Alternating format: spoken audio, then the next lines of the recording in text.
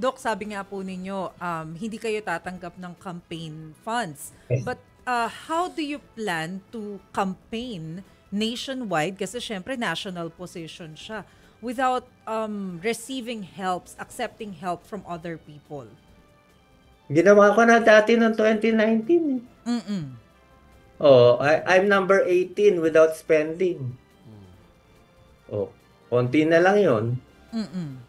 Tumakbo ako as Vice President, tumaas yung awareness ko from 70% awareness, 96% na ako.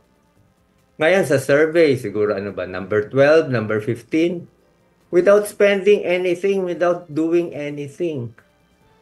Tapos binigyan pa ako free publicity nitong sakit ko na hindi ko naman alam na darating sa akin. Parang it's planned eh.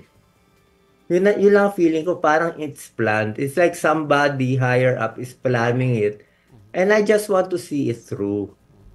'Di ba? Kung nagkasakit ako, di wag niyo iboto. Boto kayo ng iba. Wala namang problema. Mayo pa yun eh. May 12 pa eh.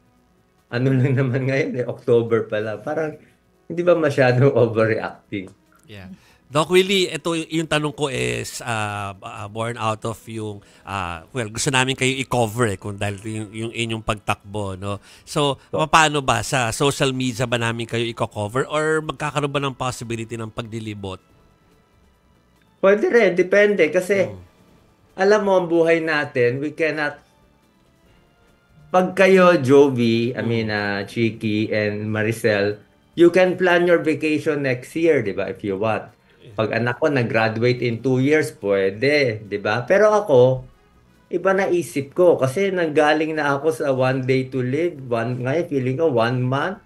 Ngayon I can plan 6 months, 1 year. So, medyo short yung plan ko. Gusto ko matapos siya na maaga. 'Di ba? So, titingnan ko kung paano gagawin natin. Maraming dumarating.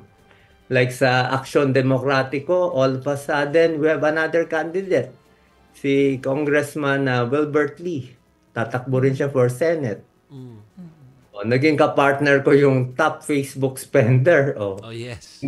Kung di ba padala ng Diyos yan, sino ba magpapadala niyan? My goodness.